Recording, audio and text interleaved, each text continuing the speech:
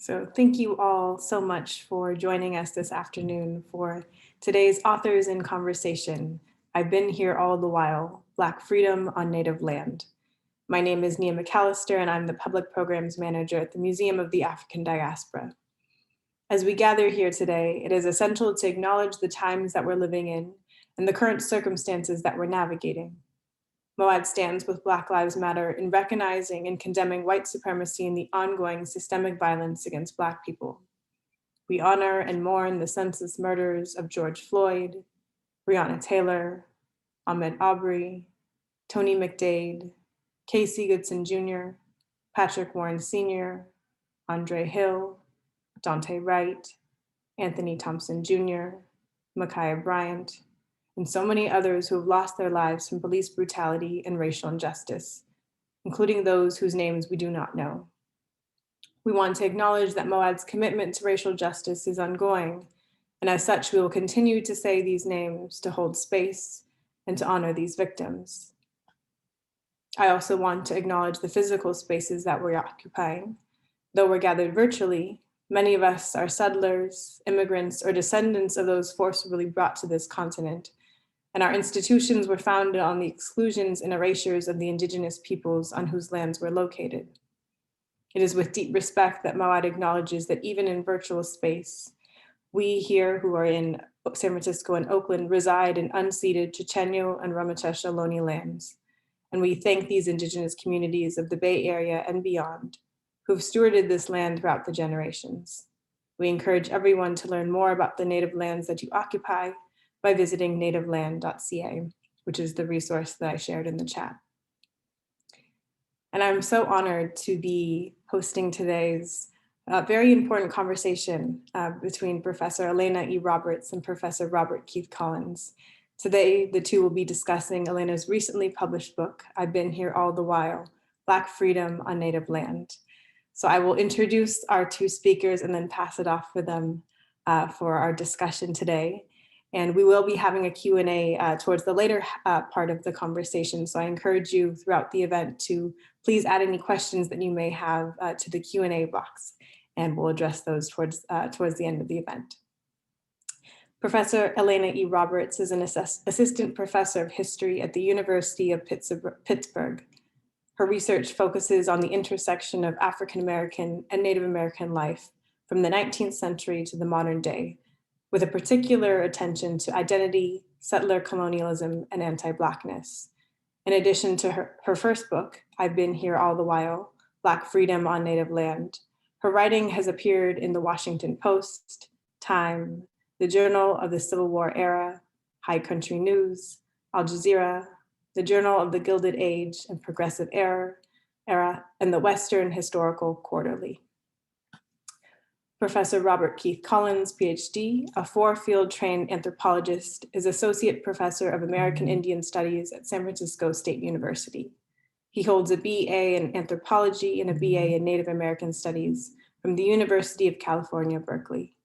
Dr. Collins also holds an MA and PhD in Anthropology from UCLA. Using a person-centered ethnographical approach, his research explores American Indian cultural exchanges and African and Native American interactions in North, Central, and South America. His recent academic efforts include being a co-curator on the Smithsonian's traveling banner exhibit, Indivisible, African Native American Lives in the Americas, and numerous academic publications presenting research on the intersections and interactions of African and Native American communities. Welcome both. Thank you very much for having us.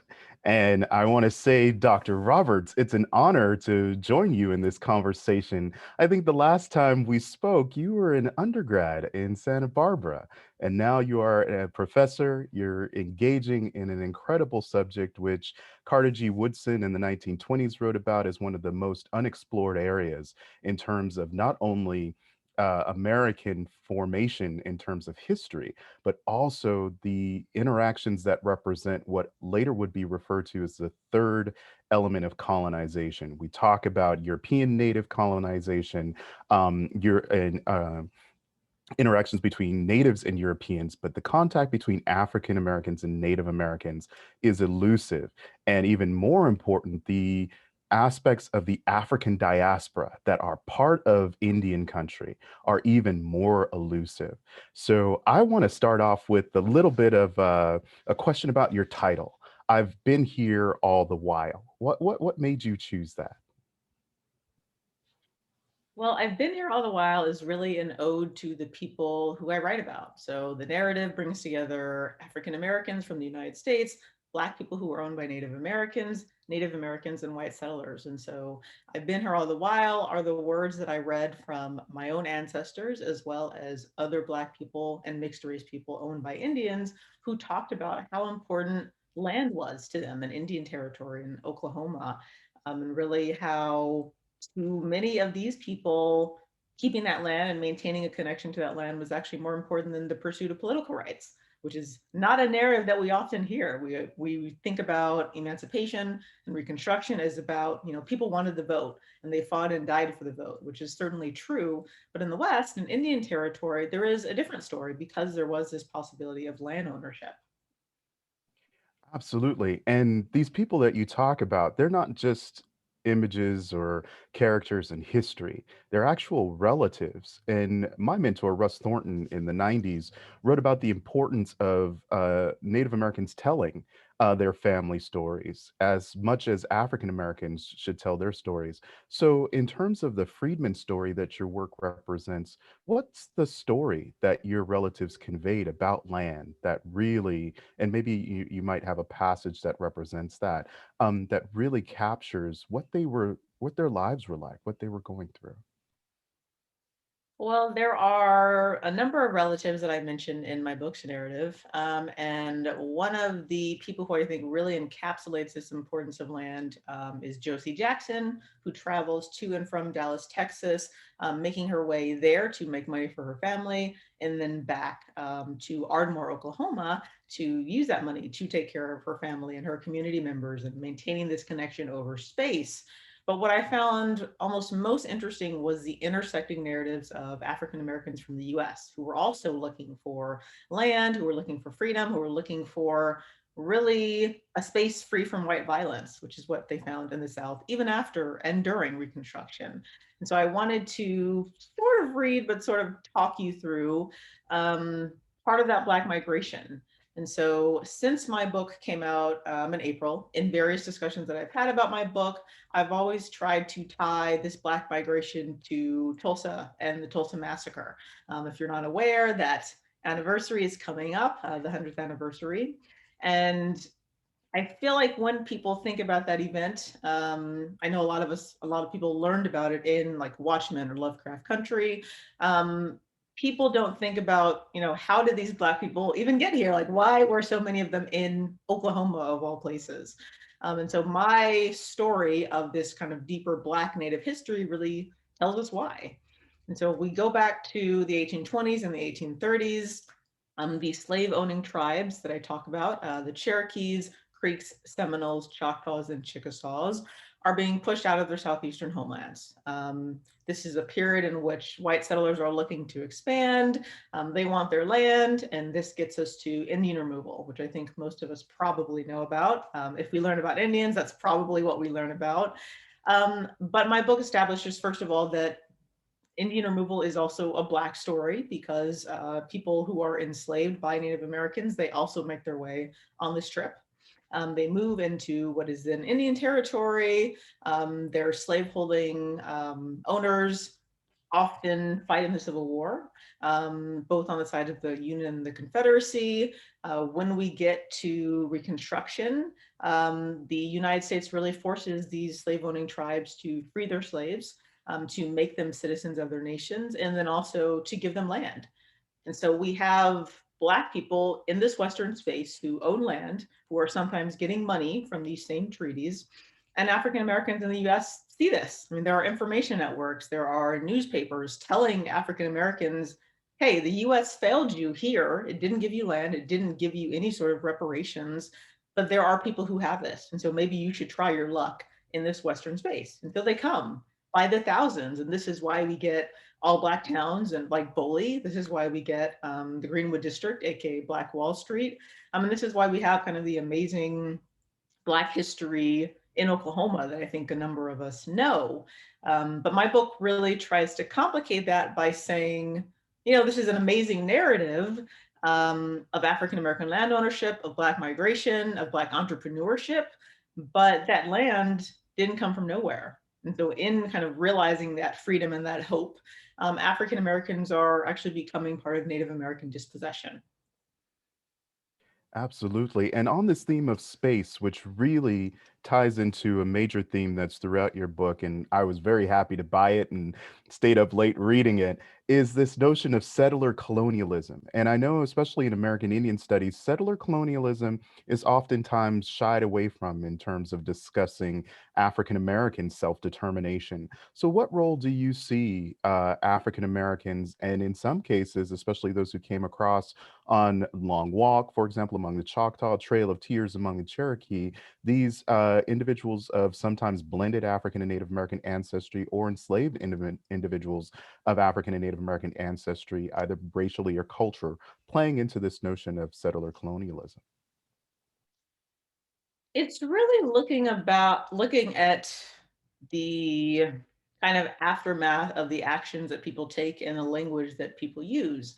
And so in kind of making Western land their own in Indian Territory / Oklahoma, as well as many other northern spaces that we don't even think about, like Nebraska. Nebraska had a Black town.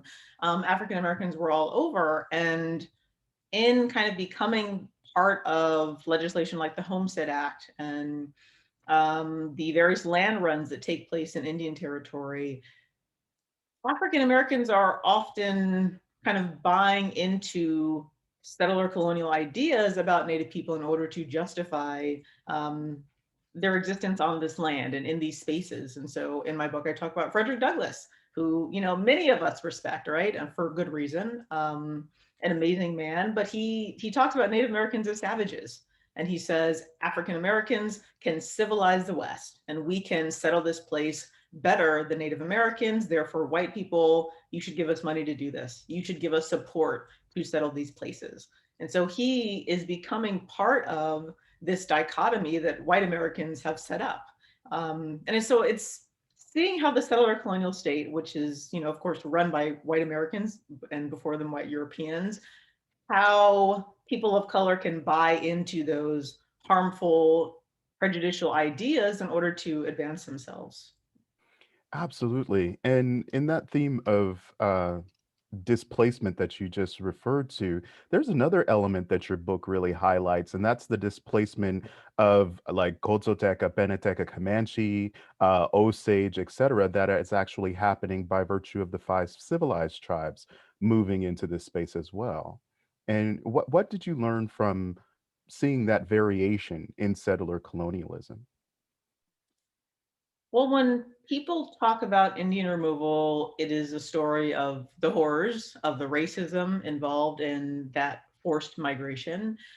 But what I certainly never read was that there were already people living in this space in what became Indian Territory, and they were pushed out of the way to make room for these people who were themselves displaced. And so, again, it's a story of the colonial state making all of these changes and forcing people into kind of horrific circumstances. But the way that the five tribes choose to kind of improve their situation is to, again, situate themselves as more civilized than these Western peoples, as different, as more similar to white Americans, and therefore they should get any kind of help that is available. They should get any sort of like empathy for what they're going through, which, they're experiencing raids, they're experiencing occasional murders from these Western Indians. And so they are their enemies in many ways, but I try to make clear, there are multiple ways you can talk about someone you don't like. And the way that they choose is through this language that is created by white Americans. So what is that language? I really liked how you portrayed it in your book in terms of savage and the need to settle. But what was some more of that language that was used by individuals at this time?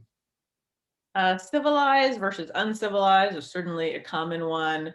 I also talk a lot about the term wilderness, which I know seems, kind of mild maybe, but wilderness is the term that white Europeans, white Americans, and then also sometimes Black and Native people use to denote the fact that, there's nothing here, like supposedly, and therefore, by our group coming, we are settling this place, and therefore we are kind of making it what it is today. We're making it a civilized space. And it's really just rationalization for taking over someone's land. And we see it happen to Native people over and over again. And then with the 5 tribes, we see them do it to other Native people. And then Black people, and then white people do it to kind of the previous group to prove their own land claims. Absolutely. And so, in this notion of displacement, I got the sense, especially from reading your work, that there are diasporas created from encroachment, people moving into new space, and then those people who are moving out are also becoming diasporic. And so, what kind of contribution do you see your book making to this discourse that was really engaged by Sharon Holland and Taya Miles? Crossing Waters, Crossing Worlds, on this notion of the African diaspora in Native America. And what can that lend also to the greater discussion of African diaspora in not just the United States, but also in the Western Hemisphere? I want us to think about the word indigenous and who we feel it applies to and like what that actually means, because often it doesn't mean someone or some group has lived somewhere like forever. And I kind of have realized that in the place that I live now, Pittsburgh, some of the people that we often talk about as being Pittsburgh tribes, like the Delaware or the Shawnee, are not actually from here. They were run out of farther east by the Iroquois. And so it's, as you said, kind of a constant migration. And so Indian territory is very similar in a way that it is coerced migration by various groups, by white Americans and Europeans, and then by other Native people. But when we're talking about how people come to claim space, it was very evident to me writing this that Black people are also part of the story. And so Black people also are gaining connections to land that they live on, and they're learning the herbs that are important to that place, and they're learning about the mountains and like the literal spatial geography, but also just kind of the spiritual part of living in a space for a long period of time and having a community there. So along with talking about how migration is more a part of Native history and Native existence than I think we usually do, I also would like people to think about Black people's connection to land, because often it's Native Americans and that spiritual connection to land, but Black people are also, and not just the Black people owned by Native Americans, but every Black person like who lives in a space and especially labors on a space and has a community in a space also has that connection, and that should be kind of a mode of analyzing Black history, I think, more so than it is currently. Actually, that's kind of interesting that you said that because that reminds me of a statement that Booker T. Washington made about the importance of education among African Americans, that it's part of our ancestry to work the land, not only originally in Africa, but also as part of the forced servitude that gave individuals an occupation in this country, even though it was without pay. And one of the things I wonder if you could elaborate on is what were some of those usages that you saw? There are relatives that you highlight that really show not just the usage of that land, but also its knowledge and how it ties into their sense of being and belonging, which was a theme also that I really enjoyed, that sense of belonging to land. Yeah, so the almost, what is that word? The land is giving something, of course, but then, the people living on the land are also giving something. So my family lived on initially a very large portion of land because they were allowed to kind of claim as much as they could. As one of them, Jack Roberts, could ride on a horse in a day, which seems like a fake story, but like it's actually something that happened multiple times that I found sources for, which was really cool. And then it was smaller after land allotment in the 1890s. But we had a farm, we had a general store. And so we used that land to really build community by helping neighbors with food. I have like great aunts who have stories of learning medicine through the herbs that they and their neighbors found on their land, and really picking up kind of new ways of living and new ways of kind of bodily knowledge because, just like the 5 tribes were from the Southeast, these enslaved people lived in the Southeast. And so that's kind of the knowledge that they had known for many of their lives. And that's the generational knowledge that was passed down. And so they had to start over in this new space, just like their owners did. And so it was really great for me to see that kind of getting to know land that I feel like we don't see because we think of slavery as a time period where people are disconnected from the land. And we have this dichotomy where we think of Native Americans in land and Black people in labor. And those are certainly intertwined with Black Native people, but also I think intertwined with African Americans too. Absolutely. And I really liked how you highlighted the importance of that family narrative. What would you tell, or how could you encourage young folks or everyday um, individuals who are interested in their family histories and its relevance to not only Native American history, but US history? What could they gauge from reading your book about the importance of those family histories, especially those that hadn't been written? Mm. Or had they been written in your family? They had not been written. They were carried orally by some people. And as I write about in I think it's my last chapter, a lot of our elders don't think that their reminiscences are important, their memories, the knowledge that they have, when in fact, I think all of our family's history tell us about ourselves, but also how people like us have experienced the world in this country, which is still not something that you're usually going to find in a textbook. And those remembrances and experiences are, why I able to write the book that I wrote, because it was not like somewhere in some book. It was really different remembrances and oral histories from, various people who were Black and or Black Native. And so the idea that studying your family or yourself is not important or is biased, I think is on its way out in academia, I would like to think. I think people are more open to the idea that there is no kind of objectivity. We all have biases. And so in writing about our family, in fact, we're using our specific experiences to enlighten ourselves, but also other people about histories that have been ignored and seen as unimportant, but are certainly, in fact, not. Absolutely. And on that notion of family histories, what people went through, I think it's a wonderful sign of the times that your book emerges now in an age of anti-blackness and anti-black racism, that is really showing not just racism as this phenomenon, but as a cultural practice for many people. And I think one thing that your book captures is the cultural practice of race in Indian territory, and how we go from tribal definitions of being and belonging to 1907, where Indianness is given the status of whiteness, but then Black and Indian individuals, or those enslaved that are culturally from one of the 5 civilized tribes, are now separated from people that they had had an affiliation with before. And I'm wondering, what lessons could someone today who's really concerned about anti-Black racism that they're seeing learn from the stories that you present in this great book? I think the lesson of the book is that bias is basically in the air that we breathe. I mean, it infects kind of everything that we think about and that we see on TV.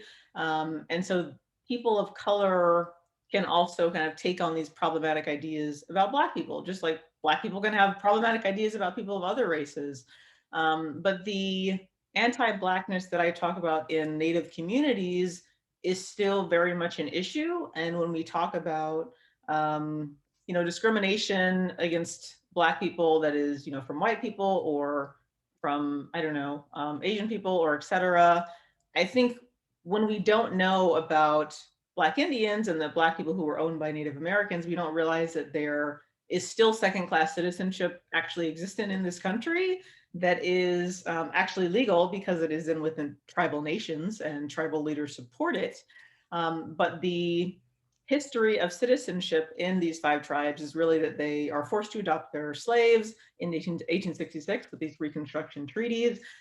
Through the 1970s and 80s, they all disenfranchise these Black people through legislation or through referendums, basically launching like literal propaganda campaigns saying these people aren't Indian, these people don't belong in our tribe, they're taking resources that belong to us, like things that you would see in, I don't know, the 20s and the 50s, still today, actually, against various groups. And so people in these tribes, Native people, still have the idea that like a Black person is not Indian, or even if they were, in that nation for generations, that they shouldn't be part of their tribe. Really kind of forgetting the fact that Indian nations are political entities. And so your race doesn't necessarily have anything to do with your citizenship. And really, that citizenship is part of a treaty, and that treaty is recognized in other ways. And Native Americans want their treaties recognized by the US government, but they have kind of refused to recognize that one part of that treaty about Black citizenship. And so it's a very kind of complicated issue, but it is discrimination against Black people that is kind of within this small bubble, within the larger bubble of anti-Blackness that we all face, people of African descent in the United States as well. Absolutely. I know one thing that I find in my work that this lends to is a lack of acknowledgement of American Indian population survival, especially among those who are mixed African and Native American. If they are moved out of tribal nations and become part of the larger Black population, that actually reduces the numbers. And I think that's not only relevant for the past, you're also seeing it happen in urban environments today, especially at universities that have Black and Native populations, and the way that we recognize race. And on that notion of recognizing race, how has race been recognized in these different 5 civilized tribes? Hmm. Well, okay, let's see. So if we take the one drop rule, the kind of fluid idea that any drop of African ancestry kind of makes you Black. Native American identity works like the opposite way, that if you have kind of any other ancestry, then you're not Native American. And so the 5 tribes resisted that for much of their history, in that they acknowledged people of white and Indian ancestry for a long time. And I mean, really, they still do, but not so for people of African and Native American ancestry. And so it was kind of a case by case basis for a long time. But as we've gotten into the 20th and 21st century, there have been various movements in different time periods to acknowledge people of Black Indian descent, I think. And we're in one right now where the Black Lives Matter movement has made some Native people like kind of awaken to the anti-Blackness in their communities and recognize like, oh, in the 50s, we pushed out people who were Black, who were part of our tribe, and that's not right. Or, oh, like, we don't recognize racism as an issue that we face because we don't want to talk about Black people. And there are Native people who see kind of their issues as the only thing that matters, which I think is like what a lot of identity groups recognize. But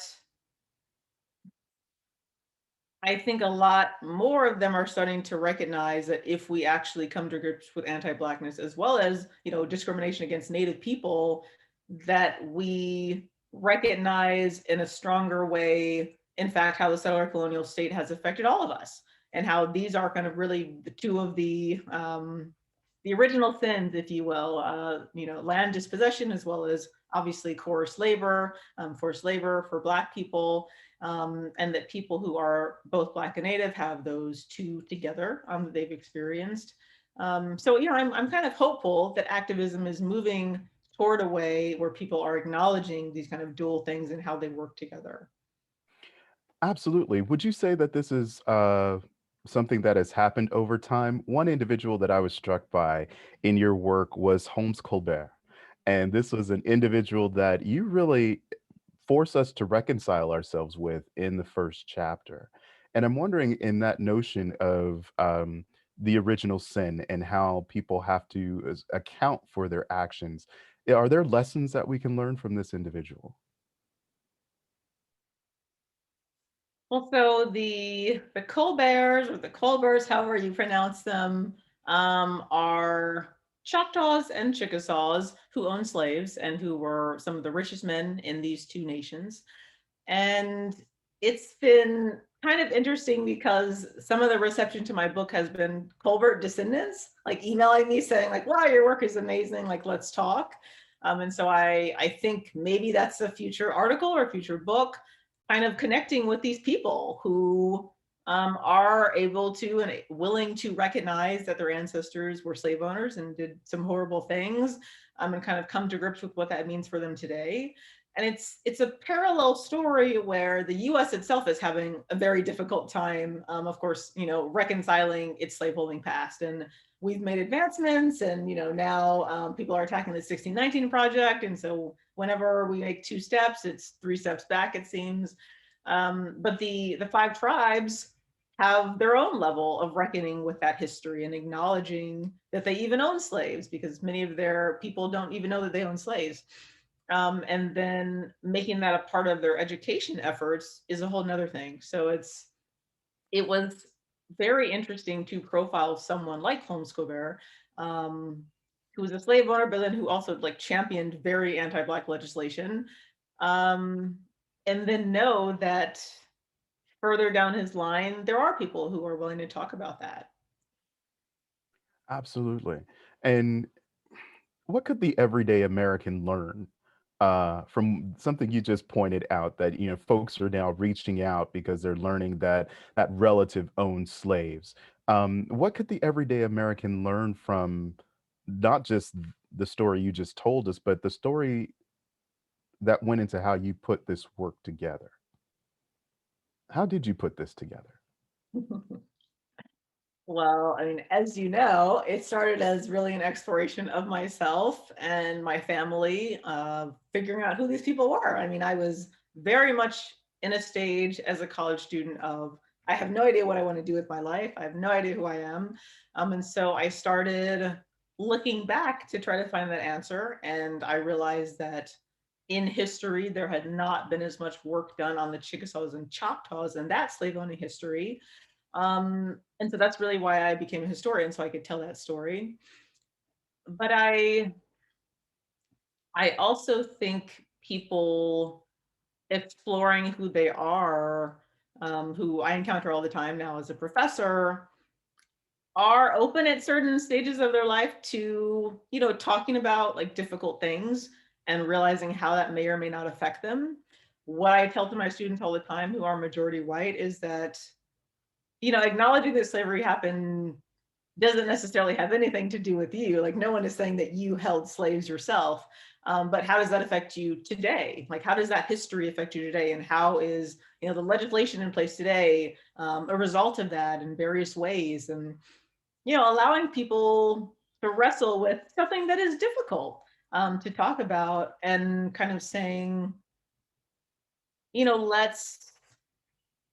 let's converse about what this actually means for our history today and how we can do better. Like, how can we make the world a better place? Which I know sounds, la-di-da, but I think I've become more hopeful as a college professor, seeing these people grow up in front of me, really.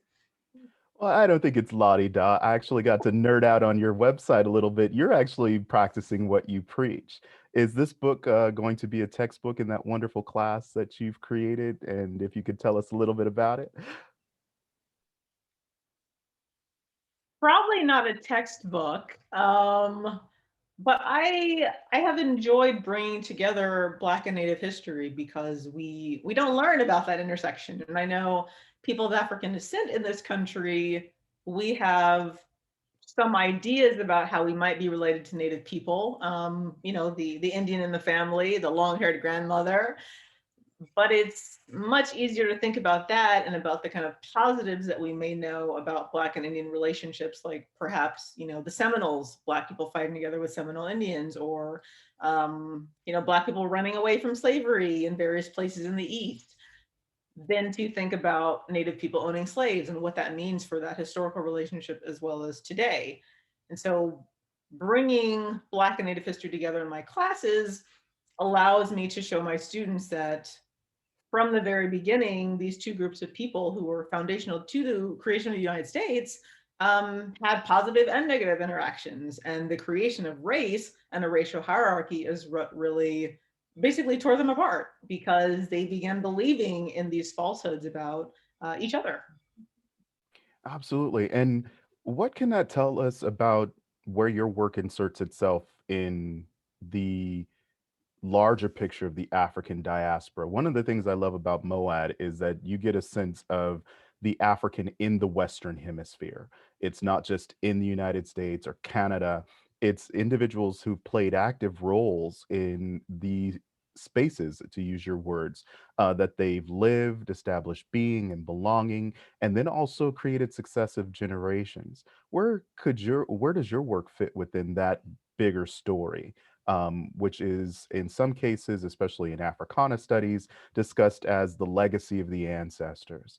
In Native American studies, people are now really starting to engage this notion of shared kinship and shared relationships over time, shared culture, shared identities, which we use, for example, in the Indivisible Project. Where do you see your work fitting in? It is definitely part of elucidating the part of the diaspora that has a connection to Native people, because I think that's the kind of real story, not necessarily the kind of more positive fairy tale-ish story. I think is far more interesting because it involves people who are far more complex, people who believe things that are sometimes problematic, but try to make a way for themselves in a very difficult environment. But also it is the story of people who are constantly moving and migrating, trying to make better circumstances for themselves. And so migration to Indian territory is really often just kind of one step for people coming from the South. Sometimes they go to Kansas and then to Indian territory. Sometimes they go to Indian territory and then California. And it's I think a far more interesting story when we think of these groups of people who are constantly reinventing themselves and like always willing to take a chance.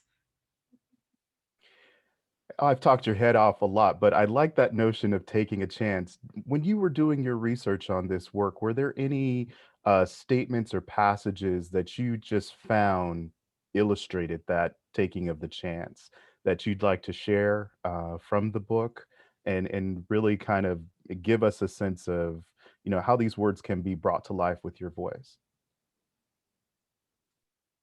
Well, I don't know if this will sound as optimistic to other people, but when I stumbled upon this source, I'm going to mention I thought it was very representative of a lot of the African Americans I read about. So, as I mentioned, many African Americans came to Indian Territory. This is around the 1880s to 1890s, and many of these people are coming from places where, in the South, where they, had the opportunity to vote right after the Civil War, but increasingly lost federal support. Increasingly were kind of vulnerable to groups like the KKK, the White League, or I can't remember what they're called, various violent groups. And so they're coming to Indian Territory. And one of the women talks about how, no, she didn't end up opening a store, and no, she didn't end up kind of becoming rich off of oil, but she wasn't afraid of a white man anymore, and she had somewhere to lay her head. And to me, that was just, I don't know, just so touching because, it wasn't like she was expecting much, but it was a different, and the difference was important to her. And this new space gave her opportunities, even if it wasn't, what we might think of as like kind of the dream when you're going west. Absolutely. And thank you, Miss Gazelle, in the chat as the White Citizens Leagues. Um, are there any passages that from your book that really highlight, I think, the important themes we've raised here? And I'm asking because we're coming up on time. an hour goes by so quickly. But we've covered this discussion, which you're in this discussion, what areas your book really highlights: the African diaspora, the relevance of family, not as just narrative, but also history. Putting these stories together and actually turning them into not just academic work. I think one thing your book does is it allows for the everyday reader to really contemplate what one can learn from taking the stories that one hears from their family and considering them as real as the statements that are made in a book, and then also contributing to US history, but not only US history for the sake of understanding US history over time in this space, but a global diaspora that it is a part of. Africans being brought in, being enslaved by Native Americans, and in some cases, especially for the Chickasaws, becoming people without a country, as Daniel Littlefield would point out, where they are disenfranchised, made to feel as if they don't belong in the United States or in the Chickasaw Nation. But then also how that rejection fuels this self determination to the point where you get places like Boley and the Greenwood District and Black Wall Street that everyone talks about, but seldom mentioned, which I think your book really adds to this story, that there was an element of Native America in those finely dressed people going up and down the street on at night to celebrate, them, not just themselves, but just to have a really good time. And then lastly, and most importantly, that there is this relevance to today in anti-blackness, that this has been a an aspect of US culture, of Native American culture for a very long time. But it's also the ways in which, or the parameters in which, Black self-determination, either as part of the Native American, as part of Indian territory, or as part of the grander African diaspora, was created. So I was wondering, are there any passages you would like to share to kind of bring us to a close before we start to engage in the Q&A? I mean, I think I found something, but you summed it up so well. Oh, this is the book, by the way, everyone. Well, okay, essentially, I won't say it verbatim, but I end the book with an epilogue where I use an anecdote that Travis Roberts, who's my second cousin, has told me. He unfortunately passed away before the book came out, but he kind of was the family historian before I came along. And he talks about why our family history and why the land is so important to him by saying, if I was in an airplane and I was trying to tell someone where to go, they would ask me, okay, like, tell me where this place is. And he would have to, tell them where it is geographically and spatially, but also it would be, where it is basically in his heart, his kind of sentimental part of this location. And to me, that really encapsulates the story that I'm trying to tell, which is about everyday people and how sometimes we don't think about the very basic things as being perhaps the most important. And it's not always kind of the lofty ideas of political rights and constitutional power. Sometimes it's literally just the land beneath their feet. And for my family, that was the case. And so, yes, I talk about how Black people were part of Native dispossession and kind of these, difficult, uncomfortable things, but it's still a love story to my family and to Black people and Native people who were resilient. Absolutely. Would you mind reading parts from that epilogue? I know I'm putting you on the spot, but it's something that I encourage all who read the book to let it sink in as you get to the end. It leaves you with a wonderful story. Okay, I'll say.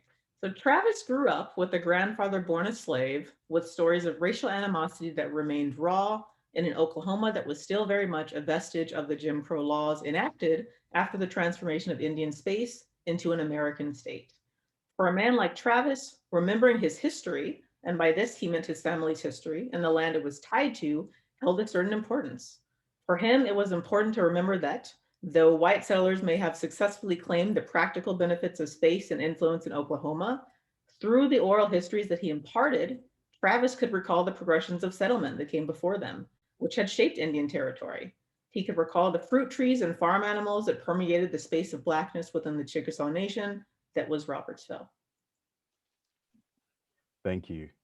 You know, as an individual whose relatives are in Idabel and you driving through those little small towns and blink, you pass right by them, that's what it leaves me with, the image of the land, where people actually live. So you don't necessarily know the street, but you know the markers. You know that there is a little tiny creek where you turn right, and that's going to take you to Auntie. In that is where I think your book opens with a story that everybody can relate to, and then ends with almost a question. You know, what will this story mean for you? What will the land your folks lived on mean for you? Is there a way to look into that and see what it means and get a greater sense of being and belonging from it? So I could nerd out on you and talk your head off a lot, but we have some questions from everyone. So we'll go ahead and take the first one, which is from Phyllis Walker, who is watching on Facebook Live and asks, "Hi, I'm just curious. Do you know where your relatives were from originally? Africa, or were they also Native American? Also, what part of the South were they from?" Well, there are multiple ancestors of the three kind of primary groups in United States history. So I have white ancestors, I have Black ancestors who were from Africa, and then I have Native ancestors. And the white ancestry and the Native ancestry, I'm assuming probably comes from, rape, just like many African Americans. But the Chickasaws and Choctaws who owned my ancestors are likely also those relations. And in the South, they were from Mississippi. That was the kind of Chickasaw and Choctaw homeland that I know they came from. Great. And we have another one. This comes from Trail. Is Indian an appropriate term to use when referring to the indigenous nations that inhabited what is now America? And Yes, I think so, and so do many Native slash Indian people. That's really kind of a one-on-one basis. Everyone has a different opinion of that. As someone who is herself, Native, I call myself Indian sometimes, and to me, it's interchangeable with Indian or Native. I think most Native people would tell you their personal tribe is kind of specifically their favorite term, the way to refer to them. But yeah, I mean, Dr. Collins might have a different answer than I do.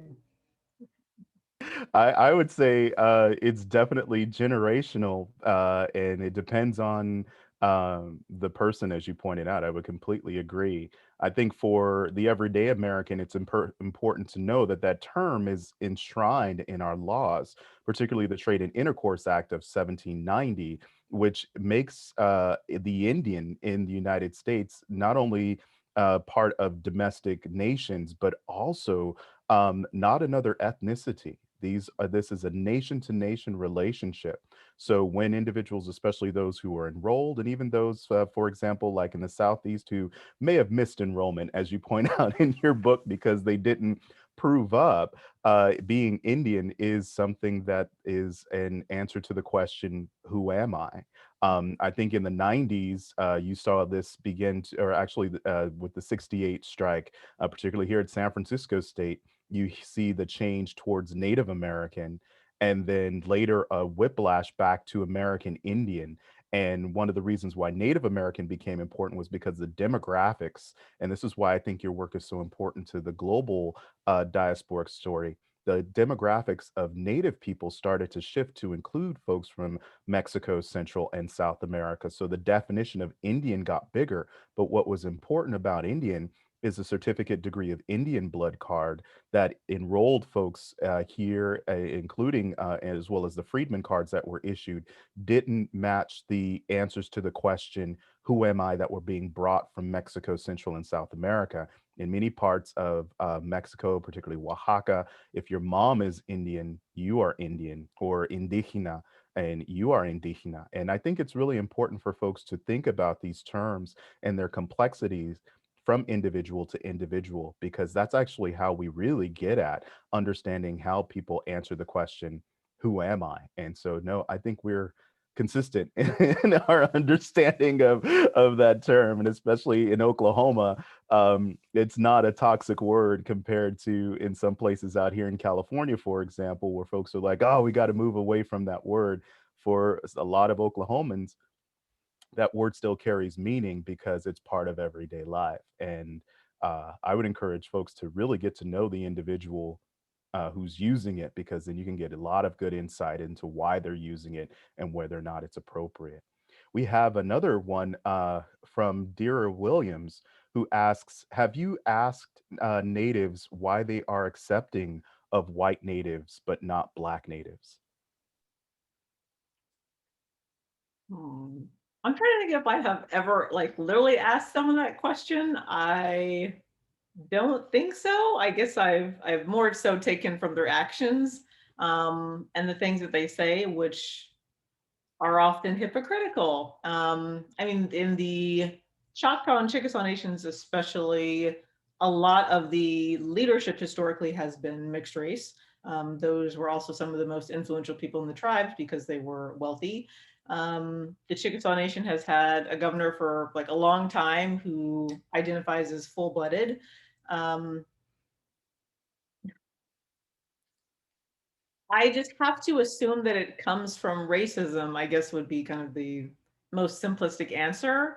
And the fact that like proximity to whiteness is considered better than proximity to blackness, for not just Native people, but also for many other races and even immigrants who come to this country. They very quickly pick up on the fact that, no one wants to be black, like literally, but then people want to take on aspects of black culture, of course. Okay, I feel like I'm just rambling on, but it's anti-blackness, really. It's there is no reason that a white native is any more authentic than a black native. Yeah, well, if I were to answer this question, I'd say I ask people all the time. That's part of being an ethnographer, and especially for the Indivisible Project, that was a common question, not only for myself, but Doctors Cortez, Gonzalez, as well as Tayak. We really engage this question, particularly because of one reason. It's not just a question that comes by virtue of experiencing anti-Black racism in Indian territory or Native country. It also is a part of research, and it's been part of research since the 1890s, especially in early anthropology. People like A.F. Chamberlain, Montague Cobb, and even the individual I attributed to you, your work follows, and that's Carter G. Woodson, which many folks in Africana studies haven't really explored yet in terms of his work on African and Native American contact, especially in Massachusetts. But this was a question that Lawrence Foster encouraged early Black anthropologists to continue asking, because it really gets at two things. What motivates people to become racist, especially after they've been allies for so long? And then what that also shows is when people seize the opportunities of race and racism to make others feel bad, and I'm using your words here, Dr. Roberts, to make themselves feel better, what that means in terms of human action and activity, and most importantly, how does it really, in some cases, shape Native communities as we see them? Are they really part of the kinship structures that are espoused? Are some kin, like in all families, included, and then others are excluded because of something that happened? And so that is an ongoing area of research. I encourage everyone to read a wonderful book, which captures encompasses the history that your work engages also. And it's by Lawrence Foster, Negro Indian Relations in the Southeast. And it was a dissertation that was published in 1935. So the answer to Miss Williams is yes. I ask this question all the time. And it really encouraged individuals to ask in a nice way, with great Southern politeness, if you can, and to ask this question, because it will help us understand the individuals behind racism. We oftentimes talk about it as a group. Seldom do we see why people are trying to seize this moment, like many of the people in your books, Dr. Roberts, to make their lives better than those who actually allow them to recover. And that's one of the great things about your book.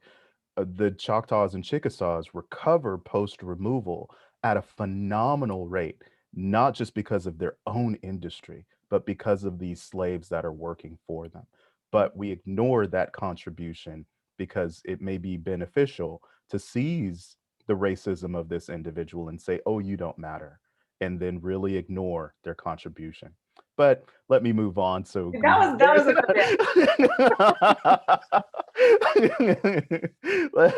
a we have one from Cornelius Moore. I'm thinking of Oklahoma as a southern state.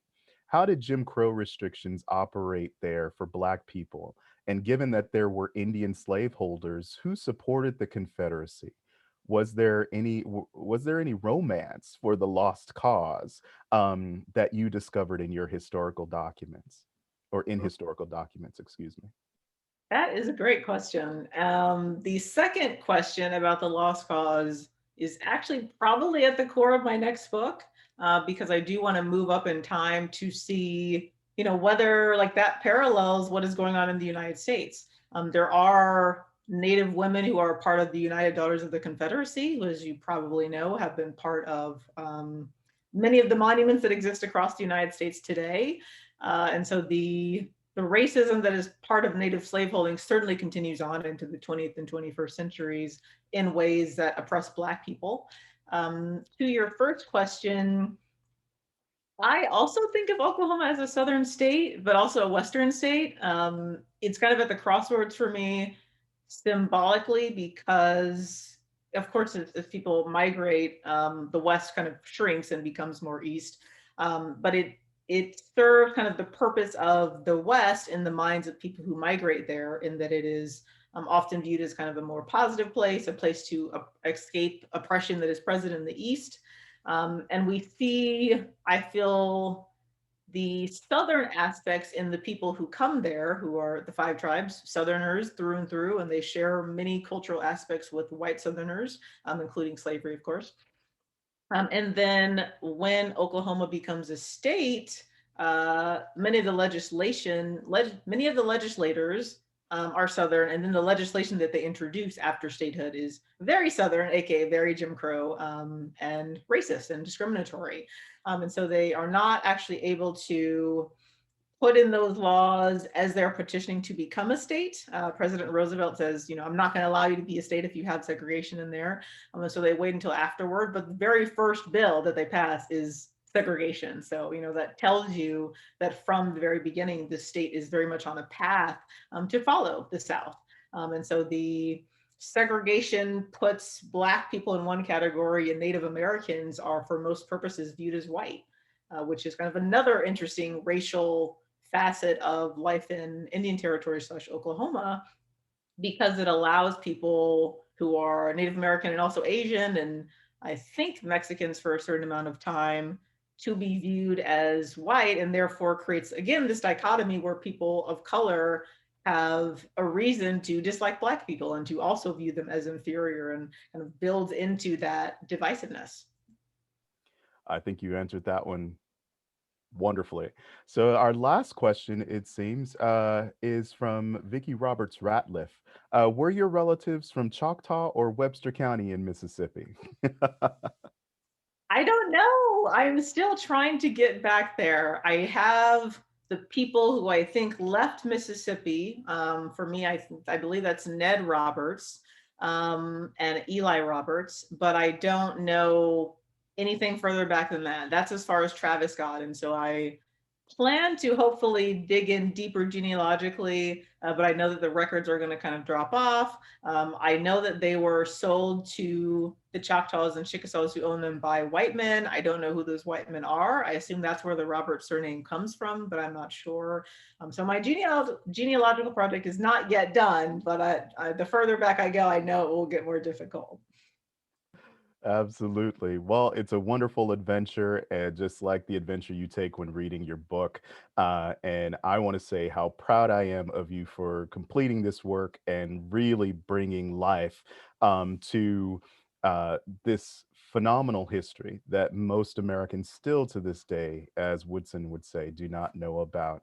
And I'll close with a statement that came from Vicki Roberts Ratliff. We need to connect. Eli Sr. and Eli Jr. are my great grandparents. And I think that's a wonderful way to start to end this conversation in terms of kinship and family. So digging through stories, you not only uncover the story, you uncover documents, and then you close with connections of kinship, and particularly shared kinship. So with this, I want to thank you so much for this conversation. I'm sure hopefully our paths will cross again and we'll engage in this more, and I'll get to nerd out on you even further. But with that, I'll turn this back over to Ms. McAllister and to close us out. Thank you both for this conversation. I'm feeling so full and just feeling like I've learned so much just in this short hour with you both. And Professor Roberts, from reading your book, I was so astounded by the things that I was learning and thinking how I wished I had this book when I was even younger in my classrooms. And so I really hope that this work continues through academia and into the classrooms so that more people can really engage with these complex histories. So thank you both for this conversation, and I encourage everyone to buy Professor Roberts' book. I put the link in the chat. We have it for sale at the MoAD bookstore. We also have a quick program survey that we encourage you to fill out just so we can hear your feedback from your experience at this program. Helps us best serve our communities. And finally, if you are able to help support the museum financially, we do appreciate donations, which can be made through our website, which is MoAD SF, or via phone by texting the number 56512 and typing MoAD SF. And again, this is one of many, many programs that we're doing at the museum. So we encourage people to stay tuned with all of our upcoming programming, support the museum, engage in these conversations. And with that, I want to thank you all. Thank you both for this conversation, and hope you have a wonderful rest of your afternoon and evening. Thank you. Thank you. Thank you.